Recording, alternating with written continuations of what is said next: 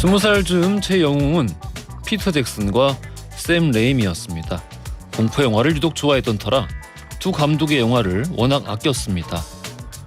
비슷한 취향을 가진 사람들끼리 어울려서 상영회를 하고 대사를 외우고 축제처럼 기뻐했어요. 우리끼리만 아는, 저 바다 너머 어딘가에 사는, 반짝거리고 어둡고 기분 나쁜 농담을 할 줄 아는 동네 형 같았습니다. 그런데 군대를 다녀오고 나니까 놀라운 일이 벌어졌습니다. 피터 잭슨은 반지의 제왕을 만들고 샘 레이미는 스파이더맨을 만든 거죠.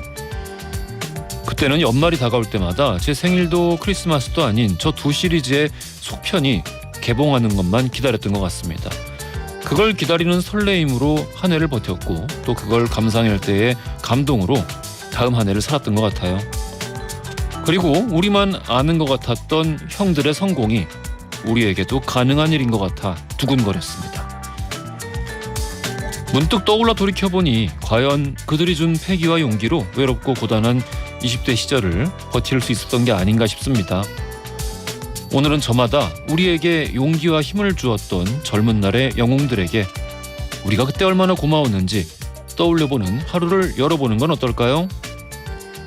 12월 16일 수요일 허지웅쇼 출발합니다.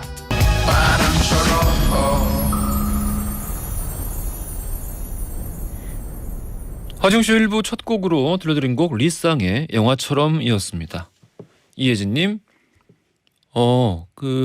반지의 제왕 보려고 줄 서서 봤었는데 참 즐겁게 보낸 기억이 나네요. 20대 때 이렇게 보내주셨고, 이동훈님, 저 서태지영이요. 태지영 덕분에 지금 디자이너가 되었어요. 또 이렇게 보내주셨습니다.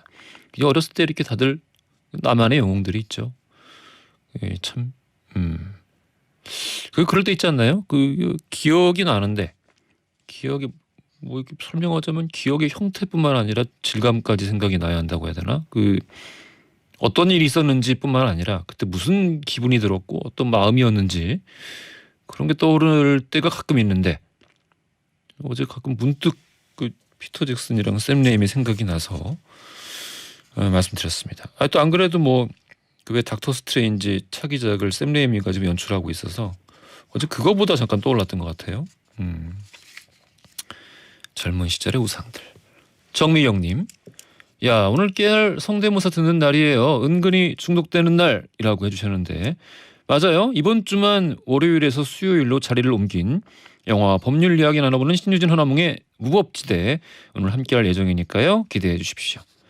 자, 언제나 여러분의 다양한 사연들을 기다리고 있습니다. 짧은 건 50원, 긴 건 100원이 드는 문자 샵 1035나 무료인 고릴라 또는 허지웅쇼 홈페이지에 사연을 남겨주십시오. 추첨 통해서 청소 이사 전문 영국 크린에서 필터 샤워기, 쫀득하게 씹고 풀자, 바카스맛 젤리 신맛을 비롯한 다양한 선물 보내드리겠습니다. 자, 기대 많이 해주시고요. 두 분 바로 신유진 허나몽님 바로 만나볼게요. 자, 일단 두 분 오셨는데 할 건 하고 지나가야죠. 무조건 여러분의 든든한 편이 되어드립니다. 전지적 이편 시점, 오늘은 차다이님 사연으로 시작하겠습니다. 저는 가족들이랑 치킨을 먹을 때 꼭 치킨 무 국물을 마셔요. 그것도 원샷으로요. 처음엔 국물 버리러 가기 귀찮아서 마셨는데 이젠 중독이 돼서 먹고 있습니다. 이런 제가 유별나다고 생각이 들 때도 있는데 세상엔 다양한 취향이 존재하는 거잖아요. 웅디, 제 취향 괜찮은 거죠? 제 편 좀 들어주세요. 치킨 무국물을 드시는 거를 취향이라고 취향이라 하긴 그것도 취향이 될 수 있겠네요. 취향에 자격이 있는 것도 아니고. 치킨 무국물 이거 되게 짜지 않나요? 많이 부으실 텐데. 야, 사이다를 조금 섞으면 좀 맛있을 것 같기도 하고. 제가 안 먹어봐서 잘 모르겠습니다. 그런데 말씀드렸듯이 취향에 자격이 없는 거니까 본인이 좋다면 그게 큰 문제겠습니까? 건강에만 우리가 안 가면은 좋을 것 같습니다. 마음껏 드십시오. 외식 상품권 선물로 보내드릴게요. 3907님, 초등학교 1학년인 조카가 저에게 고민 상담을 해왔습니다. 같은 반 여자아이들이 자꾸 자기 보고 느끼하게 생겼다고 이야기를 해서 속상하다는 거예요. 그래서 그런 말에 신경 쓰지 말라고 말해줬는데 지금 생각해보니까 성의 없는 답변 같아 미안한 마음이 듭니다. 조카에게 뭐라고 말을 해줘야 힘이 날까요? 옹디가 속상한 우리 조카 편이 좀 되어주세요. 오, 초등학교 1학년 아이들이 느끼하다는 표현을 어디서 들었을까? 최근에 어디 TV에서 나온 적이 있나? 느끼하다. 뭐 때문일까요? 쌍꺼풀이 혹시 진한 게 아닐까? 그런 생각이 들기도 하고. 그런데 돌이켜보면은 저도 그 초등학교 1학년 때는 쌍꺼풀이 저는 없기 때문에 굉장히 인기가 좋았던 것 같습니다. 근데 나이를 좀 들면은 쌍꺼풀이 있는 게 훨씬 이득이고 없는 사람들이 오히려 돈을 들여서 그걸 만들고 그런 세상이니 너무 뭐 지금 그런 거 가지고 가슴 아파하지 말라고 그렇게 좀 전해주십시오. 외모에 대한 거는 나이 들어서 또 확 바뀌어요. 예, 너무 신경 쓰지 말라고 전해주세요. 이기란님, 제 성격은 천성이 좀 느긋하기도 하고 말하기보단 들어주는 편이고 거절을 잘 못합니다. 지인이나 가족들이 힘든 일에 처했을 때 도움을 주려고 노력을 하다 보니 주말 없는 휴일을 보낼 때도 많습니다. 아내는 이런 예스맨인 제게 모질지 못하다고 잔소리를 많이 하는데요. 아니 뭐 더불어 행복하면 좋은 거잖아요. 옹디만이라도 이 예스맨의 편이 되어 잘 살고 있다고 격려 좀 부탁드리겠습니다. 제가 뭐 이기란님 보내주신 사연만 보고 생각을 하건데 아내분도 아실 거예요. 이게 얼마나 좋은 일인지. 근데 그게 뭐 이제 핀잔인 거죠. 핀잔.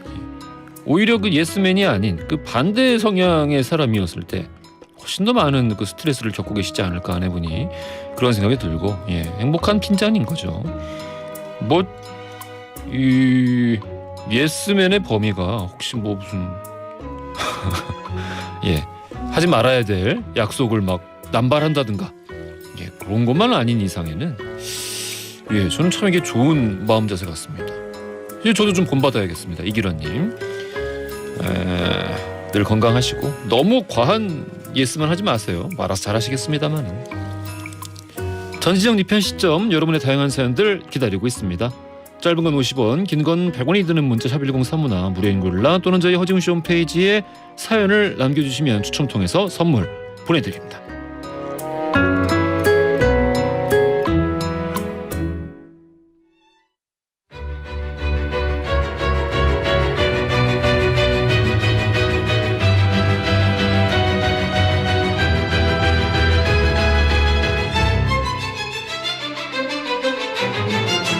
영화와 법률의 만남 신유진 허나뭉의 무법지대. 죄송합니다. 전 한나예요.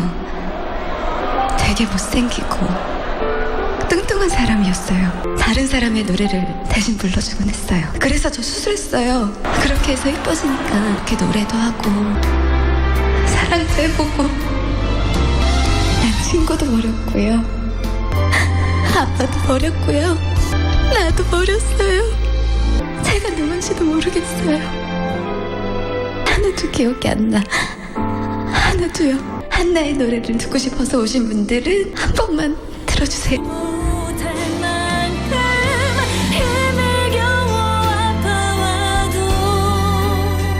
영화와 법률 이야기를 나눠보는 무법지대. 오늘은 김하중 주진모 주연의 미녀는 괴로워 만나보겠습니다. 흑마늘 변호사 신유진 변호사님 나오셨고요. 안녕하십니까? 네, 안녕하세요. 우리 정만은 평론가 1등 신랑감 허나뭉 영화평론가님도 나오셨습니다. 안녕하십니까? 안녕하세요. 두 분 성대모사 준비됐습니까?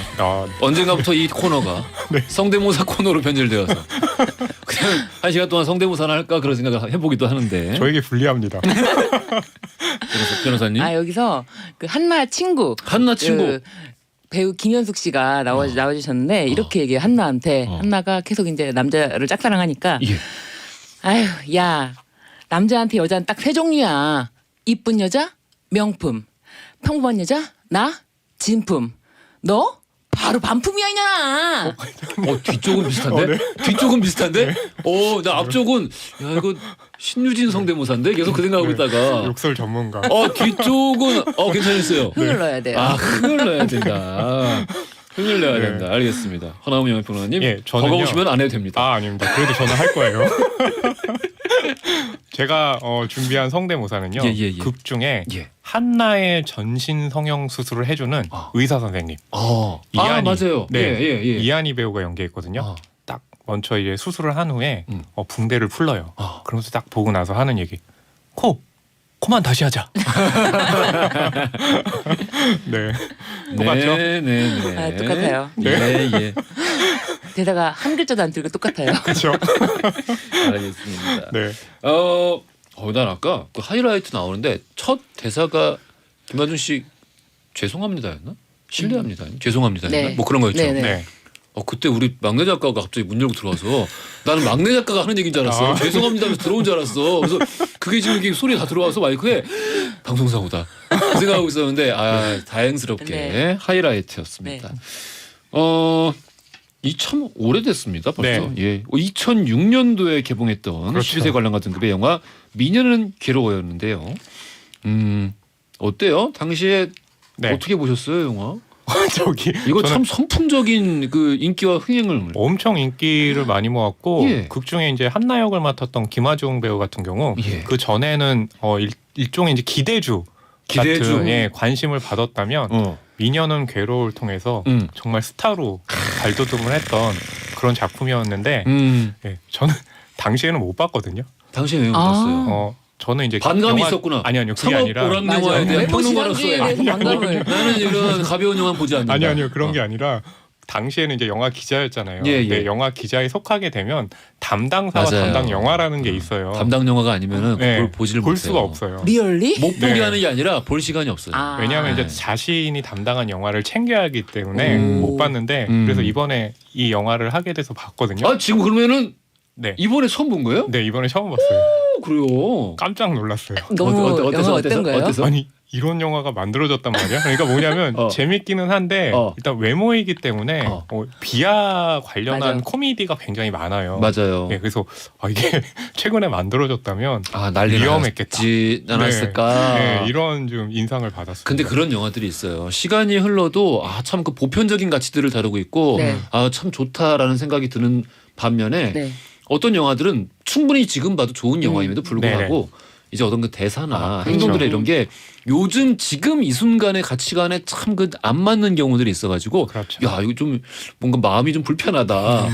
이런 생각이 들게 될 때가 되게 저는 이제 옛날 영화들 많이 자주 보기 때문에 네. 그럴 때가 많습니다. 그렇죠. 예. 뭐 그렇다고 해서 그 영화가 나쁜 거겠습니까? 그렇진 그렇죠. 않고 맞아요. 예, 그만큼 이제 우리 생각이 많이 달라졌다라는 거죠. 시대도 많이 저는 제일 변했으니까. 먼저 이 영화 보면서 지금은 이렇게 못 만든다라고 생각이 들었던 게 똑같은 생각을 하셨구나. 네, 생각이 들었던 게 이 지금 BTS의 팬클럽 이름이 아미잖아요.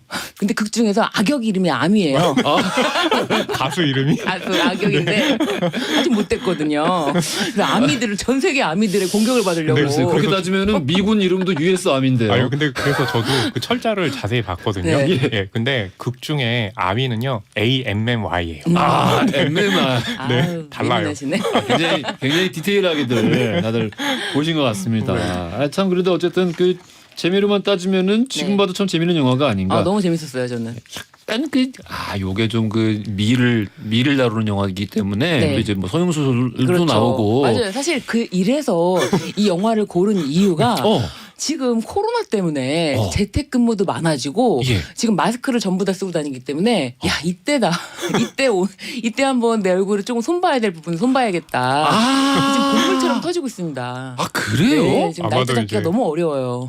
아마- 정말로? 그럼요. 이런 소식은 어디서 듣는 거예요? 이거 지금 뉴스에 보도가 돼요. 심지어 정말 뉴스에 아우, 보도가 된다고? 그럼요. 워싱턴 포스트에서도 보도를 했는데 워싱턴 포스트요? 네.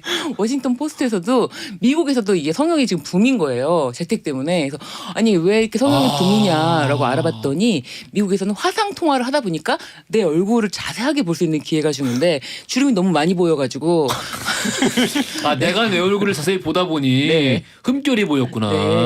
그래서 지금 워싱턴 포스트에서도 미국에서도 성형이 붐이다.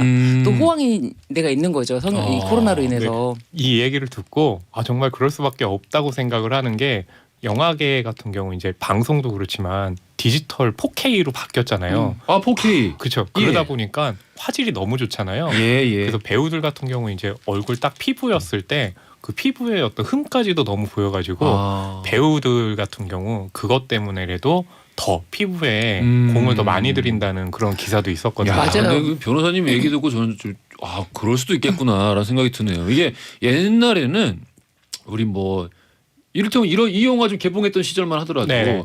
우리 뭐 압구정역 가면은 마스크 쓰고 다니시는 분들 이렇게 왔다 갔다 많이들 하시잖아요. 그러면은 야 다들 했구나. 네. 그렇죠. 이런 생각했었는데 지금은 다들 모든 마스크. 사람이 마스크를 쓰고 다녀야 그렇죠. 마땅한 시대이기 때문에 맞아요. 그래서 이때를 틈타서 그렇죠. 성형수술이 붐이다. 네. 이거를 좋다고 해야 할지 기만하다고 해야 할지 뭐 좋다 나쁘다 얘기할 건 아니긴 합니다만은 근데 진짜 지금 한나원 개인적으로 평론가님 별로. 말씀하신 것처럼 예. 그 4K 때문에 피부가 너무 적나라하게 나와서 예, 예. 일부 여자 연예인들이 나올 때는 이렇게 블러 처리를 해주는 뽀샤시 처리를 해주는 그 화면을 쓰거든요. 예. 근데 그것도 티가 나는 거예요. 저 여자 연예인만 나오면 화면이 뽀샤시 처리가 되는구나. 이것도 티가 나기 때문에 후처리를 네. 따로 이제 주문을 해가지고 네, 후처리하는 것까지 다 티가 나기 때문에 차라리 이럴 바에는 조금 시술을 받을까라는 고민이 너무 생길 것 같아요. 시술을 받으면 다 그렇게 되나요? 시술을 받으면 아무래도 이제 조금 이렇게 올라가겠죠. 이렇게 되게 된다고 할 때 포즈가 상당히 어떤 그 미녀는 괴로워에 나왔던 김한수 씨 같고 아름다우셨습니다. 알겠습니다. 그러면은 오늘 이 영화 선택한 이유가 결국 그건 거네요? 그러면요. 이게 지금 코로나 특수에 볼 수밖에 없는 영화. 아니 아마 청취자분들도 뜬금없이 미녀는 괴로워야? 라고 하셨을 수 있겠지만 근데 시대에 갑자기 이렇게 절묘하게 딱 맞는 그렇죠. 그러니까요. 네. 놀라운 이 선곡이 아니라 참 뭐 작품 선정이었습니다. 네, 그렇죠. 자 그러면은 오늘도 변함없이 영화 줄거리 타임이 들어왔는데 네. 이 줄거리 시간 기다리시는 이상한 이상한이라니요. 이상한 청취자분들도 생기기 시작했습니다. 그 제가 줄거리에 뭔가 새로운 패러다임을 갖고 온 것 같아요. 줄거리 어떤 그 서사에 그렇죠. 여성현님이 줄거리 시간이 돌아올 때마다 제가 다 두근두근합니다라고 또 보내주셨는데 네. 오늘도 그 두근두근한 시간 시작해 보겠습니다. 주인공이 이제 한나인데요. 김하중 배우가 연기를 했어요. 노래를 굉장히 잘 부르는데 외모가 뚱뚱하다는 이유 때문에 그 아미라는 가수 뒤에서 립싱크를 하는 인물이에요. 그러다가 이 아미라는 가수에게 망신당하는 일이 벌어지거든요.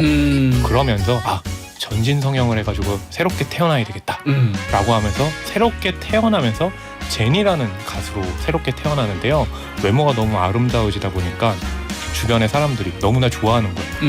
하지만 그 성형 수술을 했다는 의혹들이 속속들이 밝혀지면서 콘서트 무대에서요. 그것이 확 밝혀집니다.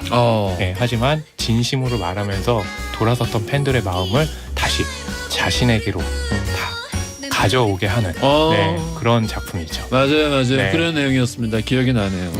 저 당시에 그 영화 보면서 그 이야기 라인이 이제 스토리가 나오잖아요. 그래서 미리 이제 딱 봤을 때 네. 아니 뭐 자기 외모에 만족하고 살면 되지 무슨 뭐 전신 성형 듣도 보도 못한 전신 성형을 해서 그렇죠. 이렇게 해야 할까 하고 가서 영화를 봤는데 거기 그 김하중 씨가 분장한 모습이 그거는 이게 그 어떤 그 체형의 자유라기보다는 되게 심각하게 건강이 문제가 돼 있는 상황이었잖아요. 그렇죠. 예. 네. 그러면은 운동을 해서 빼면 될 텐데 네. 그런 생각도 하긴 했던 기억이 납니다. 건강을 위해서. 건강을 위해서. 그러니까 배우를 캐스팅할 때 이제 큰 영화잖아요. 예. 그렇기 때문에 탑스타를 캐스팅해야 되겠다라고 생각을 했는데 여기서 이제 중요한 것은 노래를 잘 불러야 되잖아요. 근데 김하중 배우가 노래를 또 굉장히 잘 부르는 거예요. 원래. 네, 그래서 극 중에서 부른 OST 곡 있잖아요. 그것도 김하중 배우가 직접 다 부른 마리아. 거예요. 네, 그렇죠. 너무 잘 불렀어. 그렇죠. 그러면서 그렇다면 이 배우를 캐스팅을 해야 되는데 그렇다면 극 중에 이제 한나로 나올 때는 굉장히 뚱뚱하잖아요. 네, 그렇기 때문에 이걸 어떻게 처리해야 될까? 4시간 분장. 네, 그 살을 붙이는 분장을 하루에 4시간 그리고 그걸 떼어내는데 1시간 하면서 진짜 이제 했던 고생했겠다. 거죠. 근데 그런 고생에 했으면서 결국에는 또 많이 알려졌잖아요. 그렇기 그렇죠. 때문에 그런 보람은 있는 거죠. 그렇죠. 네. 자 오늘 김하중 주진모 주연의 영화 미녀는 괴로워 살펴보고 있는데요. 여기서 돌발 퀴즈 드리겠습니다. 극 중에서 김하중 씨 아버지 역할로 나오는 감초 연기의 대가가 계십니다. 정말 대가십니다. 탤런트 박원숙 씨와 십수년째 썸만 타고 계시는 이분은 과연 누구일까요? 보기 드립니다. 1번 임현식, 2번 김용건, 3번 백윤식. 힌트 좀 주시죠. 홍춘이 줄을 서시오. 줄을 서시오. 줄을 서시오보다 이제 제 세대 때는 순돌이 아버지. 그렇죠. 아빠. 순돌이 아빠. 순돌이 한지붕 아버지. 내가 아유 순돌아빠. 순돌 아버지 너무 사랑 네. 못 고치는 게 없으십니다. 그렇죠. 예, 우리 시대의 진정한 맥가이버. 맞아. 순돌이 아버지. 자, 순돌이 아버지가 1, 2, 3번 중에 누구신지 정답 아시는 분들 짧은 건 50원, 긴 건 100원이 드는 문자 샵 1035나 무료인 고릴라로 보내주십시오. 추첨을 통해서 선물 보내드리겠습니다. 김하중의 마리아 들으면서 2부로 이어가겠습니다. 허지용 쇼.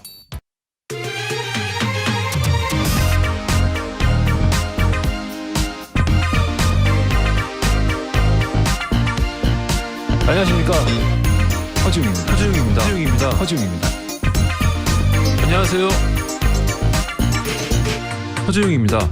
매일 오전 11시 SBS 103.5MHz 러브 FM 허지웅쇼. 세상을 향한 유쾌한 궁금증 허지웅쇼. 자, 출발합니다. 허지웅 쇼. 오늘은 신유진 하나몽의 무법지대를 함께하고 있는데요. 입으로 오는 동안 제가 신유진 변호사님께 성형을 한번 해볼까라는 고민을 좀 말씀드렸습니다. 어떻습니까? 제가 안 쌍꺼풀도 한번 만들어보고 제가 코가 이게 너무 이게 앞에서 볼 때 동글동글하고 커가지고 요거를 한번 이렇게 한번 모아보고. 절대 안 돼요. 아니 뭐 괜찮을 것 같은데. 제가 볼 때 신우진 변호사님은 예, 뭔가 예. 부탁하면 다 대부분 예스하잖아요. 저는 이렇게 안 돼요 하는 거 처음 한숨이 봤어요. 나옵니다. 쌍꺼풀을 만든다는 게 요걸 이렇게 뭐 옛날에 우리 그 장난칠 때 학교 다닐 때 이렇게 네네네. 손가락 집어넣어서 이렇게 찝는 네. 거 있잖아요. 네. 그렇게 하는 건가요? 아 쌍꺼풀 만드는 거요? 예, 아니 그 수술한다는 게. 아 수술이요? 아 예. 두 가지 방법이 있죠. 매몰법이랑 절개법이 있습니다. 매몰법은 살짝 찝는 정도예요. 어허. 절개는 여기 이제 눈 두덩이에 지방이 너무 많은 경우 그 지방을 살짝 제거를 하고 살을 이렇게 찢어가지고 꼭 붙이는 거예요. 그럼 둘 다 수술이에요?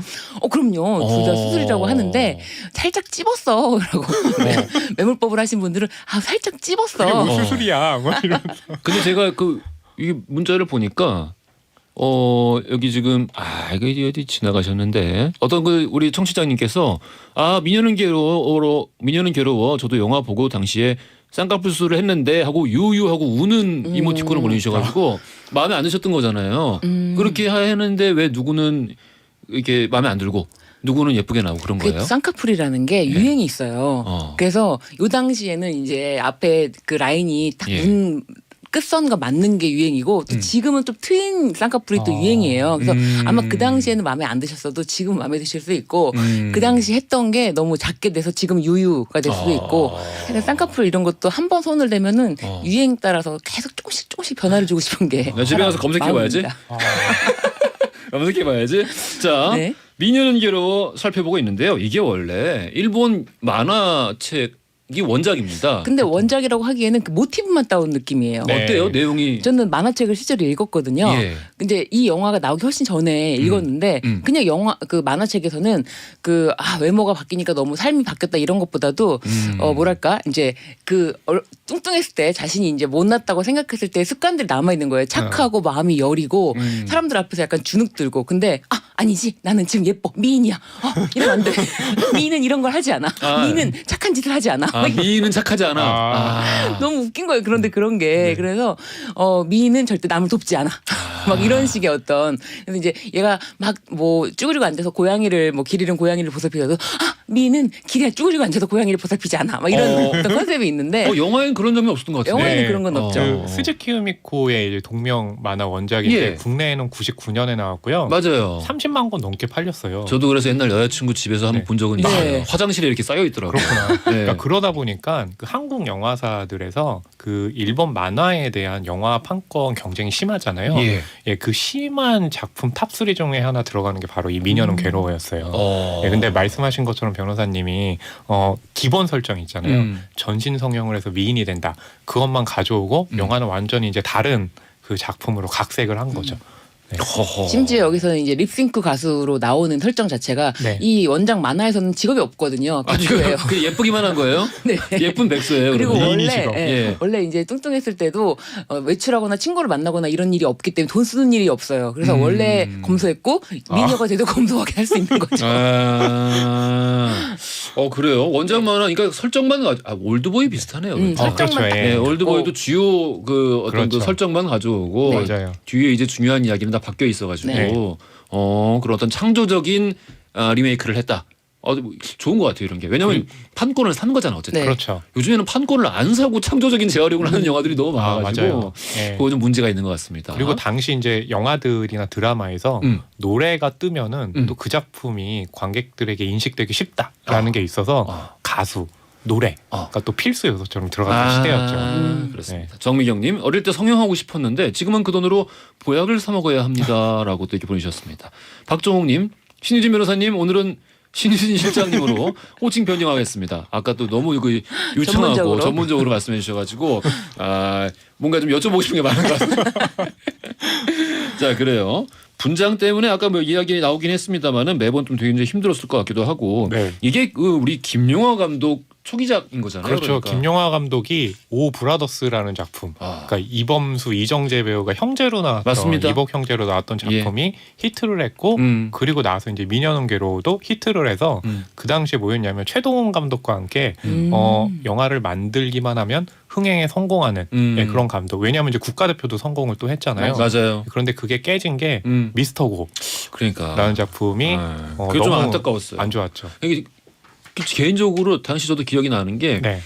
이런 분들이 진짜 한국 영화에 많이 필요하다라고 막 생각을 했었어요. 그러니까 네네. 전에 너무 한국 영화가 한쪽으로만 치중되어 그렇죠. 있는 게 뭐냐면은 작가성이 있어야 된다. 네네네. 무조건 감독이 시나리오도 써야 되고. 그렇죠. 그러니까 뭔가 그 예술가로서의 감독 이것만 너무 컸는데 갑자기 이렇게 김용화 감독님처럼 그 대중적인. 기술자로서 그렇죠. 정말 전문 직업인으로서 연출을 정말 기깔나 너무 잘하게 너무 화끈하게. 잘하는 화끈하게 잘하는 이런 분들이 나오기 시작한 거예요. 그래서 네네. 이런 분들이 정말 많이 나와야 된다고 생각했었는데 미스터고가 너무 안타깝게 승행이 실패해서 저는 재밌게 봤거든요. 저도 솔직히 좀 재밌게 봤습니다. 반응이 너무 안 좋아서 네. 예, 그렇긴 했지만 예. 예, 그 후에 또 신과 함께 2부작이 다 대박 천만 났잖아요. 영화가 넘었잖아요. 맞습니다, 예, 맞습니다. 그래가지고 뭐 여전히 이제 대중 영화의 감각이 뛰어난 감독이라는 평가를 받고 너무 있죠. 훌륭하죠. 네. 맞습니다. 그 신과 함께도 다음 영화 언제 나올지 모르겠네.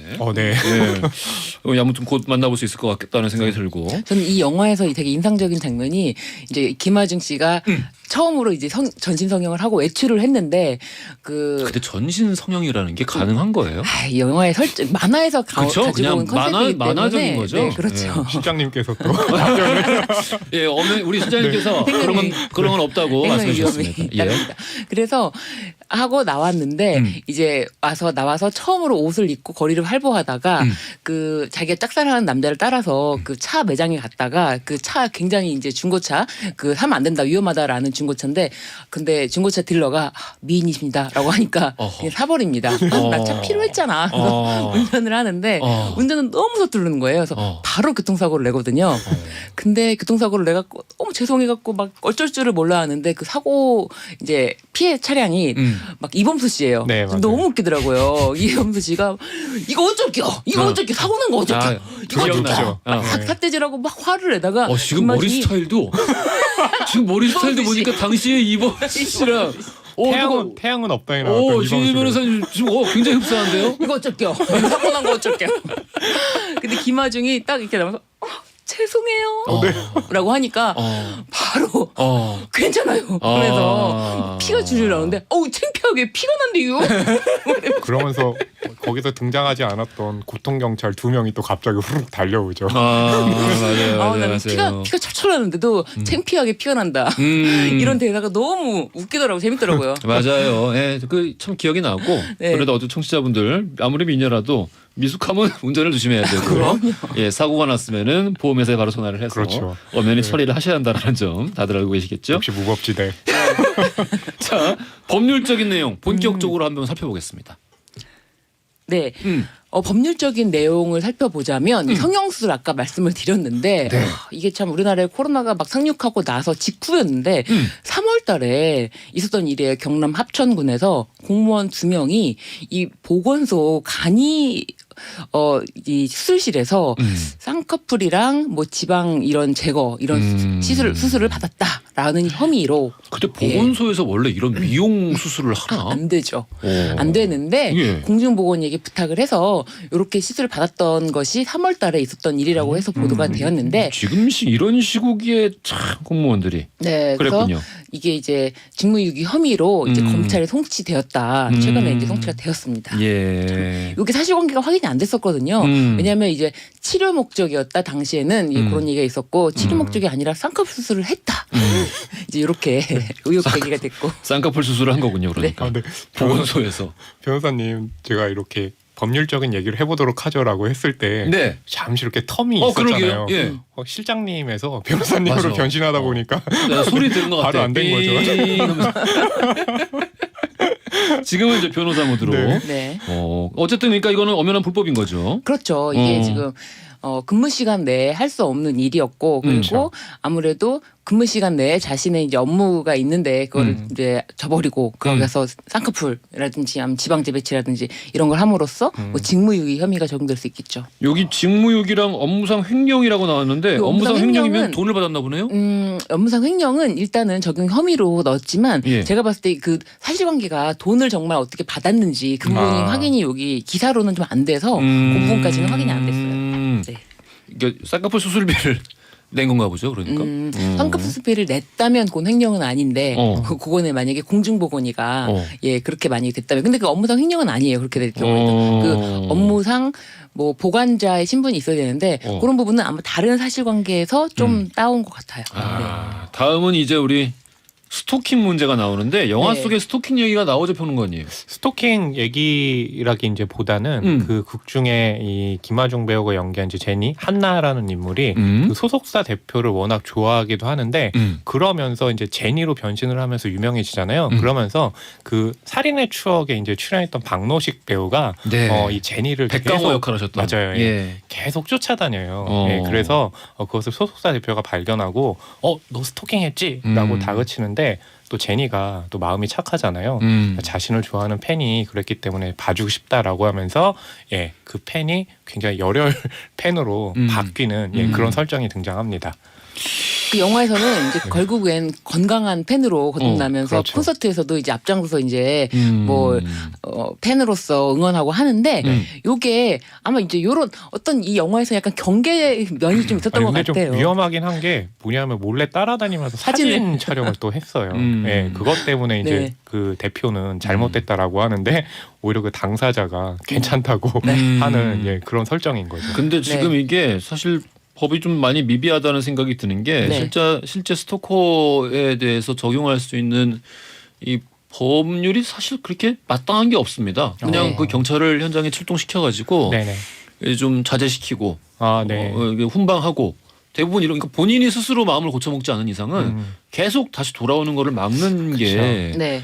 힘들어요. 그래서 지금 현행 법상은 이게 말씀하신 것처럼 스토킹에 대한 뭐 형사처벌이 없고 지속적인 괴롭힘 이렇게 해서 과태료만 부과 대상이거든요. 그러니까 이거는 경범죄 처벌법에 의해서 과태료 부과 대상인데 난 너무 괴로운 거예요. 당하는 사람은 그러니까는 말할 못 수 없습니다. 살겠다. 말할 수 없어. 그렇죠. 예. 그래서 이것에 대해서 계속 문제를 제기했고 그 스토킹 범죄에 대해서 일단은 뭔지를 좀 규정을 해봐야 된다라고 해서 이 스토킹 처벌법이 지금 입법 예고가 됐는데 어떤 게 범죄 유형으로 규정이 되었냐면은 예. 피해자의 의사에 반해서 정당한 이유 없이 지속적 또는 반복적으로 접근하거나 따라다니면서 진로를 막아서는 행위. 그러니까 이게 지금까지는 진로를 막아서는 행위에 대해서는 어떠한 처벌 규정이 정되기가 어려웠거든요. 어허. 그런데 지속적이고 반복적으로 이렇게 의사에 반해서 진로를 막아서는 행위도 지속성과 반복성이 증명이 돼야겠군요. 그러니까. 네네네 그렇죠. 그리고 주거나 직장, 학교, 기타 일상적으로 생활하는 장소 또는 그 부근에서 기다리거나 지켜보는 행위.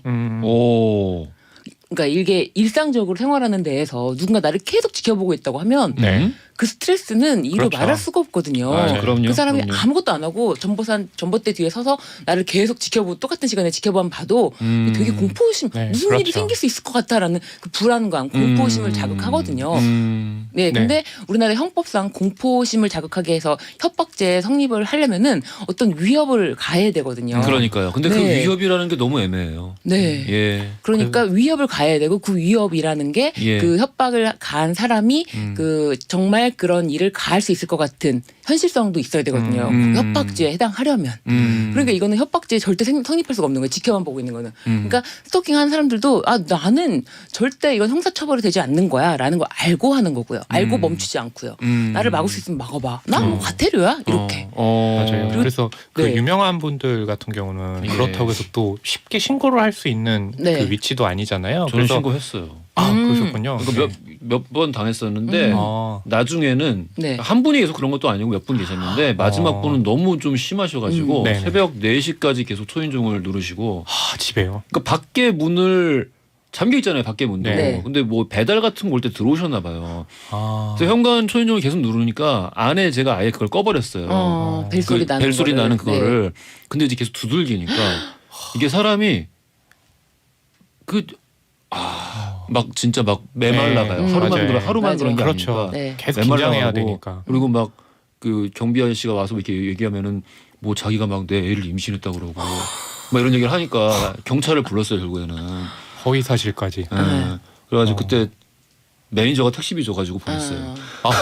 택시비 3만 원 줬는데 5만 원 달라 그래가지고 5만 원 주고 갈치까지. 보냈던 그런 기억이 있는데. 그러니까 여러 번 그렇게 그래도 회유를 하잖아요. 예. 그래서 이제 행사 같은 거 할 때요. 예. 그러니까 어떤 유명인하고 같이 하는데 그런 스토킹하는 분이 계속 와서 보니까 힘드니까 차라리 그분을 좀 차단시키는 쪽으로 행사를 그러니까 뭐 질문을 하게 되면 질문을 안 받는다던가 어딘가로 이동할 때는 그분 피해서 이동할 수 있도록 동선을 다시 짠다던가 하는 방식으로 이제 좀 했던 기억도 있어요. 그러면은 변호사님이 말씀하시는 거는 이거는 이제 그 어떤 유명인들이나 네. 연예인들이나 이런 경우에만 해당되는 게 전혀 아닌 거잖아요. 그렇습니다. 일반적인 이제는 그 연애 일반적으로. 관계에서도 충분히 벌어지는 그럼요. 일들이잖아요. 남녀관계 헤어지고 나면은 또 예. 남자친구가 그렇게 집 앞에 기다릴 때 이제 앞으로는 조심하셔야 될 거예요.